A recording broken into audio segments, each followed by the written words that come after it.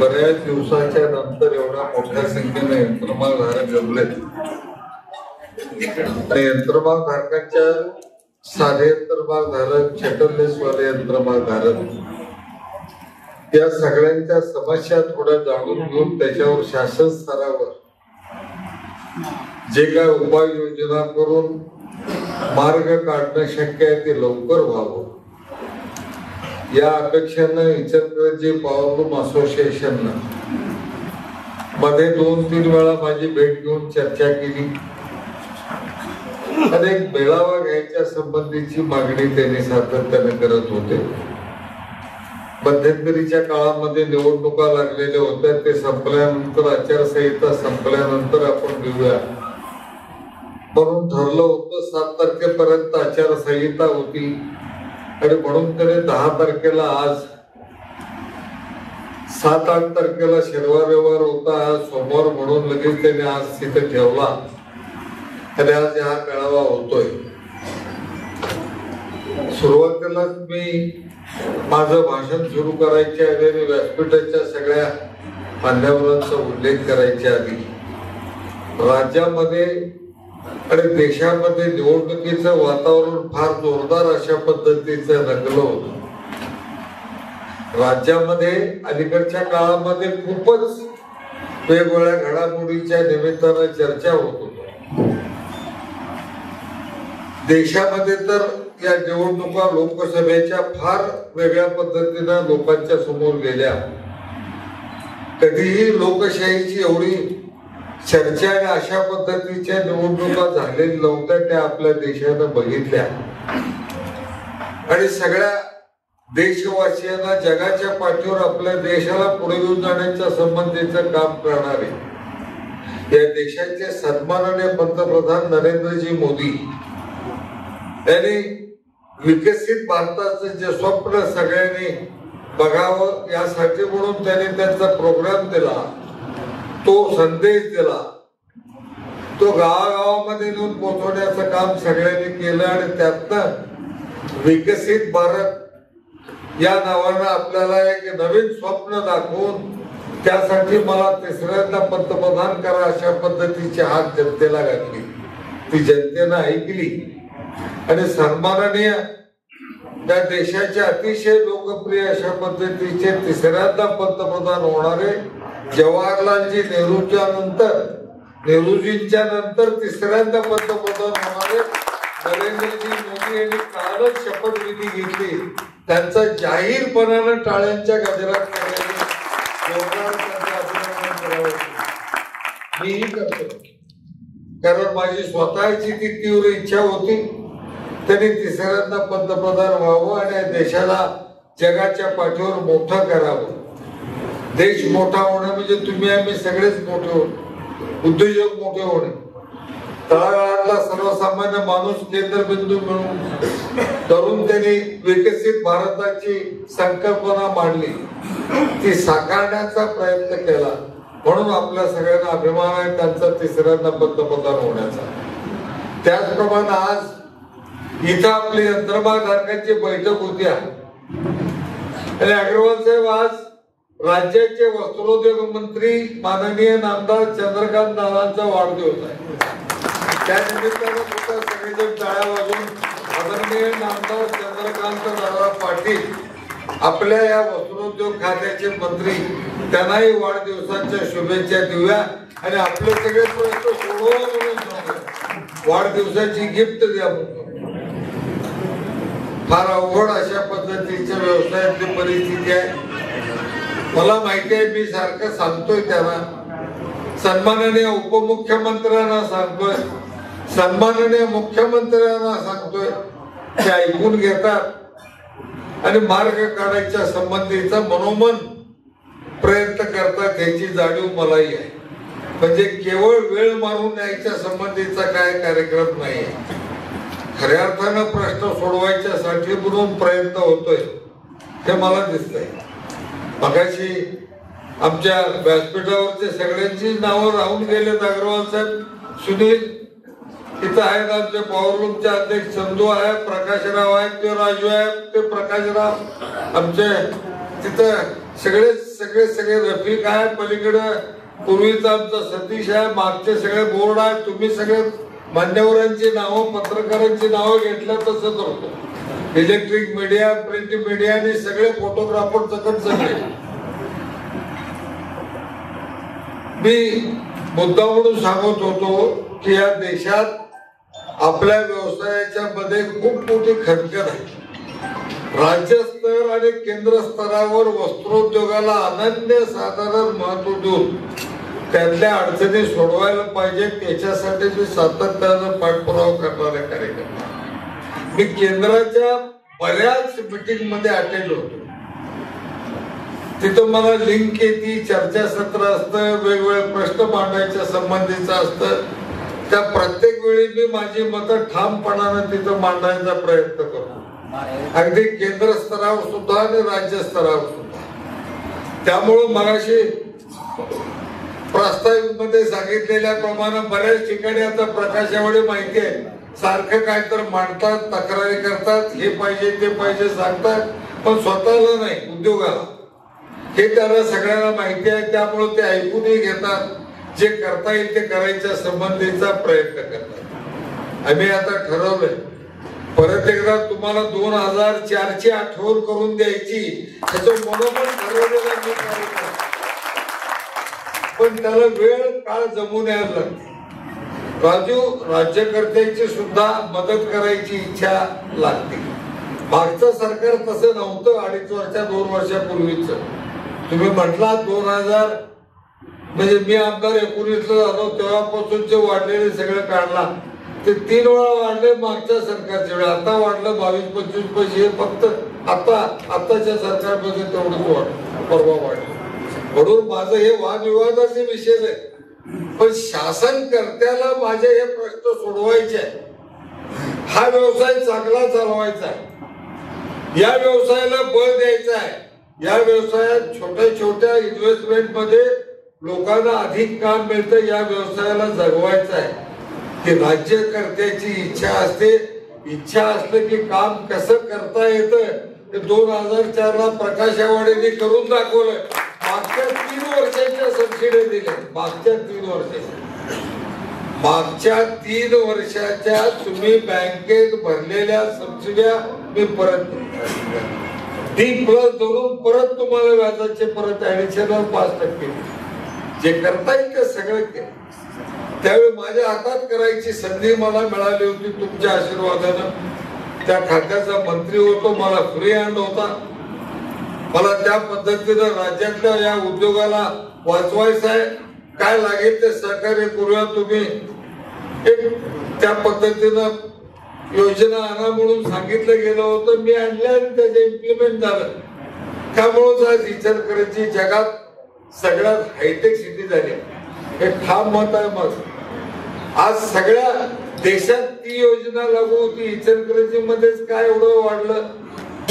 Tough यापूर्वी सुद्धा सगळ्या देशभर होतं, इचलकरंजी मध्येच का वाढलं, इचलकरंजी मध्येच कसं त्याचं इम्प्लिमेंटेशन झालं. हा संशोधनाचा विषय नाही आहे, हे क्लिअर उत्तर आहे. कोणतर एक झपाटल्यासारखं त्याच्या मागे लागायला लागतंय, आपोआप होत नाही. कोणतर एक झपाटल्यासारखं त्या व्यवसायाला उभं करायसाठी, त्या व्यवसायातल्या उद्योजकांना बळ मिळावं यासाठी त्या योजना उद्योजकांच्या घरापर्यंत नेऊन पोचवायला लागतात. त्यांच्या सबसिडी मिळते की नाही हे बघत राहायला लागतं. कुठं अडचणी आलं तर ते सोडवायला लागतं आणि त्या पद्धतीनं सगळ्यांना बरोबर घेऊन जायला लागतं. हे करायचं काम मी केलो म्हणून इचलकरंजीला गती आली आणि इचलकरंजी आज जगाच्या पाठीवर पुढेही आपल्याला हे करायचं आहे. हे अर्ध्यात सोडायचं नाही. आता अध्यक्षांनी सांगितलं आम्हाला, गोरखजी सावंत साहेबांनी, की आम्हाला नवीन इंडस्ट्री काढायला पॉवर मिळत नाही. काय मिळत नाही? माझा प्रश्न आहे, 2019 पर्यंत या गावात लाईट मिळत नाही असा एक दिवस कधी तुमचा अर्ज घेण्यानंतर कोण सांगितलं का? माझा प्रश्न आहे, कोणीही उद्योजक MSEB कडे अर्ज केल्यानंतर तुम्हाला इन्फ्रास्ट्रक्चर नाही म्हणून तुमचा अर्ज घेतला जात नाही किंवा तुम्हाला लाईट देणार नाही असं कुठल्या कार्यालयात सांगितलं का? त्याचं उत्तर नाही आहे. तुम्हाला ताबडतोब लाईट मिळत होती, कारण तिथं प्रकाश आवाडे आमदार होता आणि पुढच्या 5 वर्षाला लागणारी जोडणी मी आधी 5 वर्ष करत होतो. 5 वर्षात किती गाव वाढणार आहे, किती लाईट लागणार आहे, किती ठिकाणी सबस्टेशन उभं करायला लागणार आहे, किती मेगावॅट नवीन ट्रान्सफॉर्मर लागणार आहे, याची सगळी छाननी करून अधिकाऱ्यांना घेऊन त्याची उभारणी आधी करत होतो मी 5-5 वर्ष. त्यामुळं गाव वाढलं. तुम्हाला कुठेही कसली अडचण आली नाही, तुम्हाला कधीच काय वाटलं नाही आम्हाला का लाईट मिळत नाही. आता चटकं बसायला आल्या, कारण मागच्या 2.5 वर्षाच्या 2 वर्षाच्या आधी 2.5 वर्ष कोरोना गेला, त्यात काय झालं नाही. त्याच्या आधी 10 वर्ष मी नव्हतो, म्हणजे नियोजन करायचं काय कारणच नव्हतं. कोण जे काय व्हायचं ते झालं, त्याचा परिणाम आता बघायला लागला. आणि आता ते निस्तब्ध मी काय अर्धवट ठेवलो नाही. माझ्या लक्षात आल्यानंतर ताबडतोब लाठीनं घेऊन बसलो. इचलकरंजीच्या पुढच्या 5 वर्षाची जशी पूर्वी करत होतो तशी रिक्वायरमेंट काढली. ती कुठं कुठं किती ट्रान्सफॉर्मर बसवायला पाहिजेत, नवीन सबस्टेशन काढायला पाहिजे, जागा कुठं उपलब्ध आहे, त्या सगळ्याची तक्ता तयार केला. त्याला मान्यता घेतली. कोल्हापूरला मीटिंग झाली. पुणे डिव्हिजनचे सगळे वरिष्ठ अधिकारी आले होते. सगळ्या आमदार खासदारांना निमंत्रण होतं. मी एकटाच आमदार तिथं गेलो होतो त्या मीटिंगला. तिथं माझ्या सगळ्या अडचणी त्यांना सांगितल्या. तिथं रेकॉर्डवर घेऊन त्याला मान्यता घेतली. तो प्रस्ताव आता मुंबईला आहे. उद्याच्या बजेटचा आता ह्याच्यामध्ये त्याच्यासाठी तरतूद होईल आणि आपल्या इथं लगेच पुढच्या महिन्यामध्ये ते पैसे उपलब्ध होऊन आपल्याकडे ट्रान्सफॉर्मर आणि इन्फ्रास्ट्रक्चर तयार व्हायला चालू. ऑलरेडी आता सुरू झालंय. 5-6 ठिकाणी आता सुरू झालंय. 6 ठिकाणी लागणारे ट्रान्सफॉर्मर, त्याच्यासाठी जागा, हे सगळं उपलब्ध करून दिलंय. ते आता 6 ठिकाणी त्याच्यासाठी जवळपास 350 मेगावॅट लाईट आता तिथे या महिन्याभरात तिथे येत्या आणि तेवढ्या पॉवरला तिथं मान्यता द्यायच्या संबंधीची कार्यवाही होईल. अजूनही उरलेले आता जवळजवळ 1000 मेगावॅट लागणार आहेत. आपण 1000 मेगावॅटची उरलेले 650 मेगावॅटची कशी व्यवस्था करायची हेही सांगितले. लँड ऍक्विजिशनचे विषय, त्याच्यासाठी काही कागद टाकायला लागतात, ते टाकायला लागले. मीही त्याच्या फॉलोअप मध्ये डीपीसी मध्ये हा विषय काढला. त्याने डीपीसी मध्ये सुद्धा आम्ही त्याला मंजुरी देऊन ताबडतोब राज्य सरकारला मदत करावी म्हणून त्याचाही दबाव आम्ही तिथे नेलाय, जेणेकरून लवकर व्हावं. हे लवकर करायच्या संबंधीचा प्रयत्न माझा आहे. इथं पुढं तुम्हाला लाईटचं कधी कमतरता पडू नये असं वाटत असेल तर प्रकाश आवाडे तिथं लागतोय एवढं ठामपणानं मनात ठेवा मला. कारण हे सत्य आहे. सगळं काय बघायला पाहिजे, समजायला पाहिजे. पुढाऱ्याला नेमकं काय आहे हे समजल्याशिवाय औषध देता येत. ते समजून घ्यायची कुवत लागते, समजायला लागतं. मार्ग कसा काढायचा याच्यासाठी प्रयत्न करायला लागतात. आपोआप होत नाही. आणि मला आनंद आहे की मार्ग काढणारे सगळे मान्यवर आहेत तिथं आपल्या मंत्रालयात बसलेत. आता त्या 2 वर्षात सरकार कसं पळायला लागले बघितलं सगळे. अगदी गुरुजी पर्यंत आपले सन्माननीय मुख्यमंत्री आहेत. न होणारी कामं व्हायला लागली. आम्ही ब्रेक टेस्ट ट्रॅक नुसता मागितला होता. ब्रेक टेस्ट ट्रॅक तारणाचा करून ठेवला होता. आम्हाला परवानगी घेऊन केला होता. परवानगी घेऊन 70 लाख रुपये आमच्या इंडस्ट्रियल इस्टेटला घालून तिथं ब्रेक टेस्ट ट्रॅक तयार बांधला होता. त्याचं केवळ चालू करायला परवानगी द्या म्हणून विनंत्या करत होतो 2.5 वर्ष. त्यावेळची सत्तेत असलेली माणसं गुरमीत उन्मत्तपणे सांगत होती की नाही आम्हाला देता येत नाही परवा. अरे तुम्हीच सांगितलंय परवानगी देतो बांधा म्हणून बांधला म्हटलं. नाही देत. सरकार त्यांचं होतं, केलं नाही त्यांनी. आमचं सरकार आम्ही करून घेतलं. ट्रॅक चालवला. नुसत्या ट्रॅक वर थांबलो नाही. आम्ही एमए चक्रावून सुद्धा एखाद्या घेऊन आलो त्या ट्रॅक बरोबर. आरटी ऑफिस सुद्धा येतात. आयजीएम आम्ही केलं. 200च्या ऐवजी 300 बेडचं आयजीएम केलं. आयजीएम हॉस्पिटल बरोबर नर्सिंग कॉलेजची मान्यता घेतली आम्ही.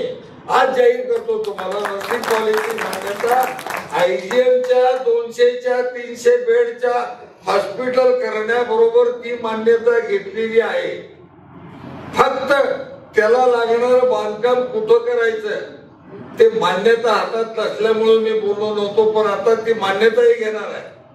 नवीन जे नर्सिंग कॉलेज करायचं आहे ते आयजीएमच्या समोर जिथं स्टाफ क्वार्टर बांधायचे आहे त्या ठिकाणी ते हाय मजली जास्त मजलं वाढवणार आणि तिथल्या थोड्या जागेमध्ये नर्सिंग कॉलेज त्यांचं हॉस्टेल सगळं बसवणार. आता सरकार आमचं आहे, आता कोण नाही म्हणत नाही आम्हाला. आणि आता तर तुम्ही सगळ्या भारताला 40-42 जणांचं लीड दिला सर बाबा. कोण नाही, आता कोण नाही ते सगळी यस इथनं काय जाईल ते आम्ही आमच्यासाठी काय गावासाठी 3 महिन्याचा पॉवर प्ले आहे. मुख्यमंत्री तुमचे आहेत, उपमुख्यमंत्री तुमचे आहेत, खासदार तुम्ही निवडून दिलाय आमच्या सहकार्यानं. तेव्हा आता पॉवर प्ले मध्ये दुबादारच खेळ व्हायला पाहिजे. होणार की ते महत्वाचं आहे. 100% होणार. गोरखजी तुमच्या अपेक्षा आहे. मी जाहीरपणानं आताच सांगतो, सन्माननीय मुख्यमंत्री सन्माननीय दोन्ही उपमुख्यमंत्री यांच्यावर विश्वास ठेवून ज्या दिवशी 8 मार्चला सन्माननीय मुख्यमंत्री महोदयाने कोरोची मध्ये 75 पैशाची 27 हॉर्सपॉवरच्या वरची लाईट बिलची सबसिडी जाहीर केली आणि 1 रुपये 27 हॉर्सपॉवरच्या आतल्या लोकांच्या साठीची सबसिडी जाहीर केली, त्या दिवसापासून तुम्हाला सबसिडी मिळेल हे जाहीरपणाने. आणि मध्ये आता जी वाढलेली आहे गेल्या महिन्यात काय तर वाढले 27-28 पैसे 22 पैसे काय तर वाढलंय, हे सुद्धा वाढलेलं कधी होईल, हे सुद्धा वाढलेलं कधी होईल. आणि तुम्ही भरलेला डिफरन्स त्यात मिळेल. तुम्ही भरलेला डिफरन्सची वजाबाकी होईल. बिल नवीन बिल येताना हे सगळं वजाबाकी होऊन तुम्हाला येतील याची गॅरंटी मी घेतो. आमच्या पंतप्रधानांनी गॅरंटी घेतली या देशाच्या विकासाची. आम्ही आमच्या गावाच्या विकासाची घेणार ना, आम्हाला तेवढा अधिकार आहे. आम्ही 100% घेणार इचलकरंजीच्या विकासाची गॅरंटी. त्यासाठी काय लागेल ते करणार, पळणार ना आम्ही, का पळायचं नाही. आम्ही सांगणार हे पाहिजे ते पाहिजे इथं पाहिजे तिथं पाहिजे. आम्ही 300 बेडचं हॉस्पिटलचं आता मान्यता घेतली, तिथं स्टाफ येणार, तिथं बाकी सगळं घेणार, नर्सिंग कॉलेज चालू करणार, सगळं पळवणार आम्ही जोरात. यंत्रमागाचं काम आमचं जोरात नेणार आहे आम्ही. पण यंत्रमागाची संख्या गावात साध्या यंत्रमागाची कमी झाली. मी मगाशी गप्पा मारत असताना खाली तिथं आम्ही जे आकडेवारी सांगितली त्यांना, इचलकरंजी मध्ये साध्या यंत्रमागाचे फक्त 7,200 युनिट आहेत. Unit 7,200 unit. पूर्वी 4 मागाचे युनिट होते, नंतर 8 मागाचे होते. जिथं घरात माणसं नाहीत तिथं ते 16 मागाचे युनिट झाले. काही ठिकाणी 24 केले असतील, एका दुसरं फार मोठे नाही, पण ऍव्हरेज 6 मागाचे 8 मागाचे युनिट झाले तर 50,000च्या आसपास आपल्या रूमची संख्या गेली. आणि त्याच्या आगे 2800 युनिट 27 हॉर्सपॉवरच्या वरच्या कनेक्शनचे झाले. फार प्रचंड क्रांती झाली आपल्या गावात. ती तुम्ही केली, मी नाही केली. तुम्ही केल्या, तुमच्या सगळ्यांचं श्रेय आहे. आणि त्यामुळे मी कॉलर ताई करून फिरतो तुमच्यामुळे. तुम्ही गावाला मोठं करायसाठी कॉलर माझी ताट होत्या. ही गंमत आहे. मला सगळे विचारतायत तुमचं गाव एवढं कसं पूर्ण. आमच्यातली भारी आहेत म्हटले सगळे कलाकार, एकापेक्षा एक भारी आहेत. काय लागेल ते सगळे राबतात 24 तास. आमच्या संध्याकाळी सुट्टी नसते म्हटलं, कुठे फिरायला जात नाही. तेवढी आमची जोडी गेली फिरायला तर आज कारखान्यात जाऊन एक राऊंड वरून येतात. काय काय चालू आहे फेरी बघून एवढंच आमचं सगळं आहे. असं सगळं राबत्यात, सुट्टी नाही, 24 तास राबणं, त्याचा हा परिणाम. आणि त्यामुळं आपल्याला गतीने पुढे जायचं आहे. मी आता लागलोय, खरं लागलोय आता. आता आपल्याला मार्केटिंग साठी काय करायचं याच्यासाठी. मी गेल्या आठवड्यात मुंबईला सेक्रेटरीच्याकडे गेलो होतो. वीरेंद्र सिंग राज्याचे टेक्सटाईल सेक्रेटरी आहेत, त्यांच्याकडे इचलकरंजीचा निकुंज आला होता.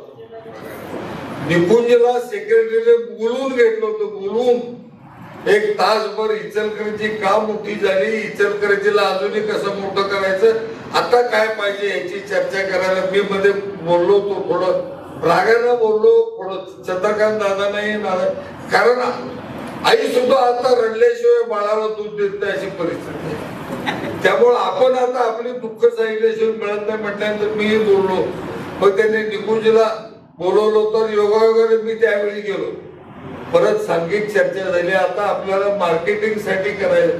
मी त्यांना उदाहरण दिलं सुने. आमच्या इचलकरंजी जे 3 प्रेडिक्शनचे डायरेक्टर आहेत, सुनील पाटील अध्यक्ष होते प्रेडिक्शनचे, विश्वनाथ अग्रवाल आणि आमचे आणखी एक डायरेक्टर गजानन फोगाडे, हे दोघं डायरेक्टर होते. त्यावेळी प्रेडिक्शनला मी सुनीलला सांगितलं, बाहेर सेलर मीट एकदा बाहेर काढायच्या संबंधीचा प्रयत्न करा. आणि सुनीलला ते करून दाखवलं. मेट्रो सिटीच्या बाहेर कधी बाहेर सेलर मीट होत नव्हतं. देशाच्या स्वातंत्र्याच्या नंतर बाहेर सेलर, आंतरराष्ट्रीय दर्जाची बाहेर सेलर मीट पहिल्यांदा झाली 2 वेळा आपल्या इथं. आणि त्याचा फायदा असा झाला, आज कोण बोलत नसले तरी इचलकरंजीच्या उद्योजकांना हजारो कोटीचं काम करावं. तिथं कार्ड टाकायची सिस्टीम असते. केल्यानंतर सॅम्पल बघून एकमेकांचं फोनाफोनी करून माल पाठवायचं चालू आहे, एक्सपोर्ट चालू आहे. कुणाला न सांगता सांगितलं तर माझं गिऱ्हाईक जाईल. सांगून कसं चालतंय आपल्याला? प्रायव्हसी पाहिजे. मी कुणाला माल पाठवतो, कसा पाठवतो, हे सगळं आपल्याला फक्त माहिती ठेवायचं आणि पाठवायचं असं चालू आहे. मी परवा अंदाज घेतला, गावातले जवळजवळ 700-750 लोकांच्या एक्सपोर्ट मध्ये काम, डायरेक्ट आणि डीम्ड एक्सपोर्ट ह्या दोन्ही मिळून. आता माझा स्वतःचा प्रयत्न असा आहे की इचलकरंजीतनं एक्सपोर्ट वाढवायचं. त्याच्यासाठी काय लागायचं, मी आमच्या स्टेट गव्हर्नमेंटच्या वतीनं त्यांना सांगितलं, तुम्ही जसं प्रेडिक्शन केलं होतं तसं तुम्ही बाहेर सेलर मीट भरवा इचलकरंजीला. 2-3 दिवसाची बाहेर सेलर मीट भरवा. आंतरराष्ट्रीय स्तरावर काय कापड पाहिजे काय ते सांगा. मी त्यांना सांगितलं, आज इचलकरंजी मध्ये जे कापड तयार होतं ते भारतातल्या कुठल्याही मंडीपेक्षा चांगलं कापड आज आमच्यात आहे. जगात लागणारं सगळ्या नमुन्याचं कापड आज आम्ही इचलकरंजीत काढतो. आता ब्रँडवाल्याचं विविंगचं प्रोडक्शन कमी आलंय, 10% आहे. तुम्हाला माहितीसाठी सांगतो, जे ब्रँडेड विविंग वाले होते त्यांचं प्रोडक्शन स्वतःच 10% ठेवलंय दाखवायला आणि 90% इचलकरंजीतनं जॉबवर खात्यात. 90% इचलकरंजीतनं विधून घेतात, त्यांच्या ब्रँडवर येतात. त्यांना तिची मंदी नाही. तुम्ही समजून घ्या, मी सारखं सांगतोय तुम्हाला, त्यांना तिची मंदी नाही. पैसा 2 पैसे मजुरी कमी जास्त हा विषय त्यांच्या डोक्यात येत नाही. त्यांना ₹1-2 त्यांच्या कापडात कमी झालं वाढलं तरी त्याची काय फरक पडत. एवढं मोठं ट्रेडिंग मध्ये ते त्यांचं काम असतं, मोठं ते असतात. आपण त्या पद्धतीने पुढे जायला पाहिजे. आता आपण मजुरीचा वाद करत बसायचं आणि काय करणार, आम्हाला वाढवून देणार का नाही, हाच वेळ घालवायपेक्षा क्वालिटी ओळखा आणि नवीन न निघणार काढा. काय कर 3-3 मी एकावर एक ठेवून साऱ्या लोकांवर काढणारे कापड 5,000 कारखानदार आपल्यात आहेत. त्यांचं काय तर घ्या. ज्यांचं चाललंय त्यांचं पुढचं 6-6 महिन्याचं बुकिंग झालं की नाही. माझं प्रामाणिकपणानं सगळ्यांना सांगणं आहे की चांगल्या कारखानदाराकडे बघा, त्याचं का चांगलं चाललंय याचा विचार करा. तुम्ही आपल्यापेक्षा वाईट कोण आहे त्याचं बघता आणि मग माझं का असं व्हायला याचा विचार करायला तर असंच होणार. माझं मन चांगल्याकडे बघा, अधिक चांगलं करायसाठी काय करायला पाहिजे ते करायला. त्याच्यात काय लागेल का आम्हाला सांगा. कमी पडलो तर विचारा, हा तरुण विचारा कमी पडलो तर. पण काय तर नवीन करायची मानसिकता तयार करा. त्या दृष्टीनं बाजारात जावा. बाजार जग फार मोठा आहे, मार्केट फार मोठा आहे आणि मार्केटमध्ये आता चांगलं पाहिजे आहे. खिशात प्रत्येकाचे पैसे आहेत. तुम्ही सांगा, इथं कोण साध्या मागाचा कारखानदार असू दे, कामगार असू दे किंवा मोठा कारखानदार असू दे, कोणीही जनता जनार्दन असू दे, दुकानात गेल्यानंतर एखादा दोरवा गेलेला शर्ट तुम्ही विकत घेता का? कोणीही किती गरीबातल्या गरीब इथं असलेला कारखानदार काम, इथं समोर दोरवा गेलाय तो 5 रुपये कमी नाही इतर साध्या शर्टापेक्षा त्याची शर्टाची किंमत कमी देतो म्हणतो. तुम्ही कोण घेता? अरे ब्रँडेड दाखवता लगेच सांगता कसलं दाखवतेच मला. मी बी कापडातलंच आहे, कारखानदाराचाच आहे असं सांगता त्याला वर. आणि मग तुम्ही उसव काढलेलं दुसऱ्याने का घ्यावं? हाय की नाही विषय? ह्याचा अंतर्मुख होऊन विचार करा आणि चांगलं कापड बाजारात येईल. आपल्या गावच्या मंडीतलं कापड चांगलंच येणार हे डेव्हलप करा. ड्रायपोर्ट केलंय सुने, ड्रायपोर्ट केलंय. मी 3 वर्ष सांगत होतो ड्रायपोर्टच्या माग.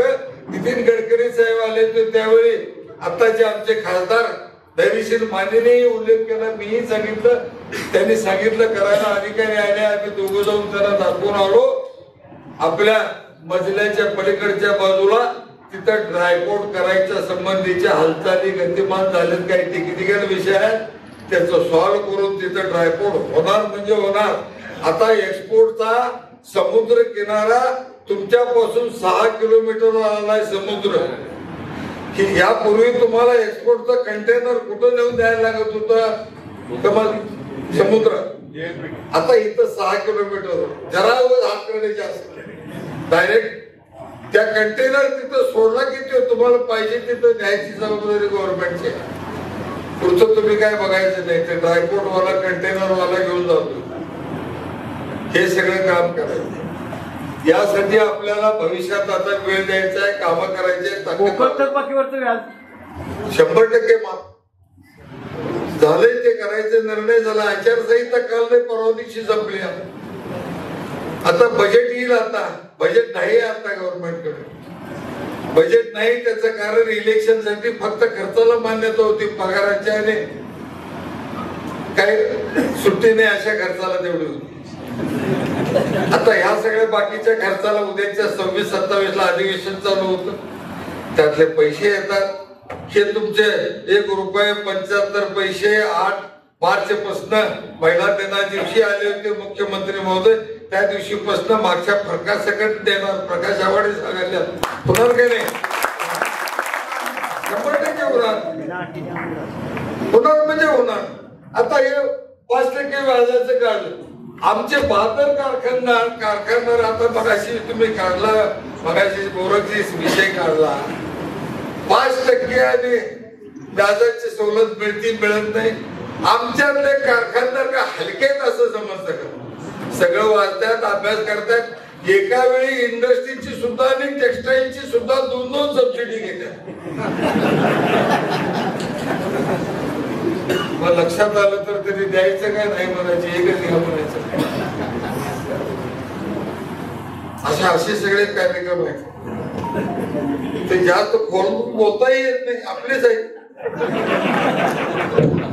त्यामुळं माझं सगळ्यांना सांगणं आहे की करूया, जेवढं करता येईल तेवढं करूया, पुढे नेऊया, भेटूया. नाही सांगितलं मग अशी टिप्पण काढून देणार माझ्याकडे मागे सकाळी खाली.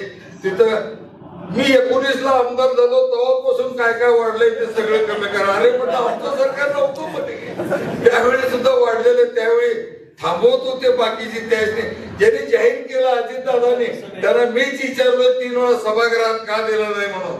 तर बाकीचं कोण विचारलं नाही हे लक्षात घ्या. फक्त मी सभागृहात उभारून विचारलो. आणि त्या दादांनी दिले म्हणून ह्या दादांतर द्यावं असं सुद्धा बोललो. सगळं बोललो, सगळं केलो, आदळापट केलो, गुढी गुलामीनं बोललो, आग्रहानं सांगितलं. आता होणार आहे. आता रिझल्ट आम्ही दिले, त्यांनी सांगितलं तुमची काय असेल ती कामं सगळे कुठं राहिले असतील तिथं शोधून आणा. आता होणार आहे. कॉन्फिडन्स प्रकाश आणणार आहे. त्यामुळे तुम्ही सगळ्यांनी होणार एवढं करा. काय रमेश, मी 2 सबसिडी, तुम्ही 5%ची सबसिडी, फक्त साध्या रूमचा विषय होता. साध्या रूमचा विषयाची गंमत तुम्हाला राग येईल मी बोललो तर. साध्या रूमला तुम्ही कारखानदारांनी सुद्धा जेवढी धडपड केली नाही सर, तेवढा धडपड प्रकाश आवाडीने केली आहे. 1 रुपयाच्या सवलत प्रत्येक मीटिंग मध्ये मी तिथं आक्रमकपणाने सांगत होतो, जोपर्यंत साध्या रूमला 1 रुपया मी देत नाही तोपर्यंत 75 पैशाचा निर्णय तुम्ही कसे घेता, हा सारखा माझा प्रश्न. तुम्ही घ्यायचंय ना दोन्हीला द्यायला पाहिजे. कारण साध्या तुमचा आधी सुभाषराव देशमुख मंत्री असताना त्यांनी इथं जाहीर केलेत मेळाव्या, तो पहिला निर्णय व्हायला पाहिजे, मग अजितदादांनी जाहीर केलेलं पाहिजे. 25 वर्ष मी इचलकरंजीला लागणारी साध्या रूमची, इचलकरंजीला लागणारी एअरची किंवा सगळ्या म्हणजे ऍटो रूम, शटललेस रूमचे सगळ्या नमुने सायझिंग, त्याच्यामध्ये बाकीच्या टेक्सटाईल, रिअल इस्टेट आणि इंजिनिअरिंग जे माहिती आहे तेवढं त्यात इचलकरंजीची वाढ गृहीत धरून लागणारे वीज तयार करायला मी सोलर कंपनी बरोबर टायअप करून त्यांनी कुठेही सोलर टाकला आणि इचलकरंजीच्या उद्योगाला त्यांनी सोलरचं नेट मीटरिंग मध्ये आम्हाला रूपांतर करून दिलं तर आपल्याला आज सुद्धा 3.25 रुपये प्रमाणे 25 वर्ष लाईट बिल आम्ही देऊ शकतो. 3.25 रुपये 25 वर्ष न लाईट बिल वाढता एकाच लाईट बिलावर. तो प्रयोग मी करायला लागलोय. काही चांगल्या अतिशय मोठ्या आंतरराष्ट्रीय कीर्तीच्या या वीज ह्याच्यावरच जे काय सोलरवर काम करणाऱ्या कंपन्या आहेत, सोलर जनरेशनच्या कंपन्या आहेत, सोलरचे चिप्स बनवणाऱ्या कंपन्या आहेत, त्यांच्याशी बोलायला लागलो. माझ्या 2-3 मिटिंगा झाल्या, त्यांनी प्रपोजल दिले, ते गव्हर्नमेंटकडे पाठवले सुद्धा मी आणि आम्ही पॉझिटिव्हली त्याच्याकडे चाललोय. आता पॉझिटिव्हली पुढच्या 1-2 वर्षांमध्ये 100% इचलकरंजीचं गाव सोलरवर चालवायच्या संबंधीचं काम होईल एवढं गॅरंटी नसतं. 2 वर्षात लगेच काय जाजीची काठी फिरण्यासारखं होणार नाही. लाखो कोटीचा विषय आहे, मोठा विषय. बाउंड्री पण इंजिनिअरिंग म्हटलं की हाय राजू, तुझं लक्ष आहे. त्या सगळ्यांना आपल्याला पुढे द्यायचं. माझं दुसरं एक सांगणं आहे सगळ्यांना, आता तुमचे कामगार सोडू नका. कामगारांना तुमचा हक्काचा कामगार आहे याचा जाणीव करून द्या. कामगारांचं शॉर्टेज व्हायला, साध्या रूमवरही कामगार नाही आणि शटललेसवर सुद्धा नाही. ही अवस्था त्यामुळं आता आपल्या कामगाराला आपण सांभाळा, त्याला घरच्या कुटुंबातल्या घटकासारखं त्याला वागवा, त्याचे सुखदुःख म्हणजे आपलं अशा पद्धतीचं प्रयत्न करा आणि त्याला बरोबर घेऊन जावा. त्याच्यासाठी लागणारं घर, त्याला यंत्रमाग कल्याण कमिटीच्या संबंधीचा निर्णय या सगळ्या बरोबर मी घेणार. सन्माननीय मुख्यमंत्री महोदयांच्याकडे हे जे परवा आम्ही माननीय नामदार दादासाहेब भुसे यांच्या अध्यक्षतेखालची जी आमच्या यंत्रमाग अर्कांची अभ्यास कमिटी होती यांचा सगळा अहवाल दिलेला आहे. हा सगळा त्यांच्याकडे पोहोचलाय. सगळेजण त्याच्यावर अभ्यास केले. आता याच्यावर लवकर निर्णय करायच्या संबंधीची वेळ आली. आचारसंहिता संपली. अतिशय चांगलं आता अशा पद्धतीचं काम आहे. देशामध्ये पाहिजे ते झालं, आता आपल्याला पाहिजे ते झालं, आता धंद्याला पाहिजे ते करू आणि ते करून घेऊया. त्यात कमी पडत नाही एवढं गॅरंटी देतो तुम्हाला. राज्य सरकारकडनं उद्योगाला काय लागेल ते मागा, त्यात कमी पडत नाही. पण एक सांगतो, भविष्यामध्ये आपलं गाव ते कामगार नाहीत अशा पद्धतीचं गाव झालं.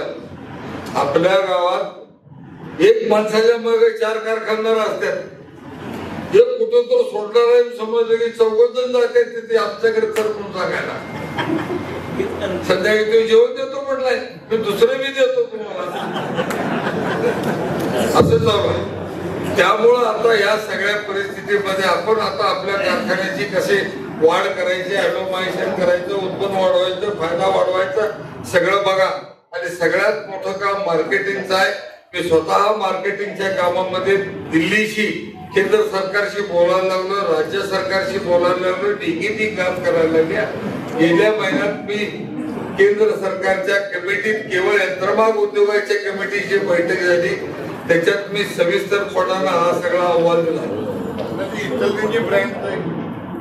ब्रँड इचलकरंजी, वॉलमार्ट एकदा आलो होतं ते सुनील हाता सारखे ते वॉलमार्ट सारखा ग्राहक इचलकरंजीचे कापड मागतात. 2-2 हजार कोटी रुपयेचा टर्नओव्हर असलेल्या कंपन्या, महिन्यात फार मोठ्या मोठ्या कंपन्या आहेत. त्या कंपन्याने रोज 2 कोटी कापड इचलकरंजीत त्याने मागितलं होतं. त्यांची अट एकच होती की एक सारखं पाहिजे. आमच्यात काय एकसारखं कसं नाही कुणाचे काय एक क्वालिटीचं सूट आणलं तरी पण्या एकसारख्या कुठल्या आणायच्या चक्र एकसारखी कुठली आणायची सगळं अवघड काम आपलं सगळं त्यामुळं सगळं मी त्यांना सांगितलं की तसाही प्रयत्न करू मी सांगितलंय त्यांना इचलकरंजी आम्ही मार्केटिंग मध्ये पुढे जाणार मी एक तुमच्या सगळ्यांच्या वतीनं गव्हर्नमेंटला मी गॅरंटी दिली शब्द दिलाय केंद्र सरकारला सुद्धा दिलाय ना राज्य सरकारला तिरुपूर एकीकडे आम्हाला सगळे उद्योगातले लोक तिरुपूरचं उदाहरण द्यायचे तिरुपूरला जाऊन 20,000 कोटीचं एक्सपोर्ट तिथे वर्षाला करतात अरे म्हातारांनो इचलकरंजीत आमच्या लोकांनी ठरवलं तर 50,000 कोटीचं एक्सपोर्ट पहिल्या वर्षापासून आम्ही चालू करू शकतो एवढी ताकद आमच्या इंडस्ट्रीत आहे अजून आमचे लोक ठरवणार पूर्वी एकदा आम्ही ऐकायचो लहान असताना भाषण ऐकायचो कठीण समय येता कोण कामाचं येतो लहानाने असताना गाणे ऐकतो कठीण समय येता कोण कामाचं येतो